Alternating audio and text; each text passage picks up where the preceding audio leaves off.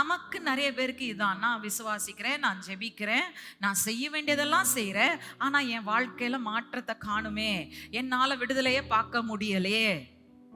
உங்களை பார்த்து ஆண்டவர் சொல்றாரு, கிதியோனுக்கு வேணா அந்த இன்செக்யூரிட்டி, அந்த பயம் வரலாம், உனக்கு வரக்கூடாது மகனே மகளே அப்படின்னு கர்த்தர் சொல்றாரு. உடனே ஏன் அப்படின்றது வந்துச்சா மைண்ட்ல? ஏன்னா கிதியோனின் சந்ததி தரிசித்து நடந்த சந்ததி, ஆனா நீங்களும் நானும் விசுவாசித்து நடக்கிறவர்களாய் இருக்கிறோம்.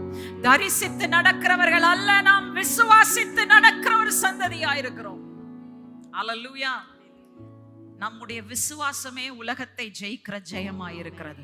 என்ன ஆனாலும் பரவாயில்ல ஆண்டவரே, விழுந்தாலும் ஸ்டம்பிள் பண்ணாலும் பரவாயில்ல, நம்பி நாங்க நடந்து கொண்டேதான் போவோம். நாங்க சுய பரிதாபத்துல உட்கார மாட்டோம், பாதுகாப்பின்மையில உட்கார மாட்டோம், நடக்குமா நடக்காதான்ற கேள்வியோட நாங்க உட்கார மாட்டோம். நாங்க யாரா இருக்கிறோம்? தேங்கி நிற்கிற சந்ததி இல்ல, கிறிஸ்து இயேசுவுக்குள் நாளுக்கு நாள் வீரர்களாய் முன்னேறுகிறவர்களாய் நாங்கள் இருக்கிறோம்.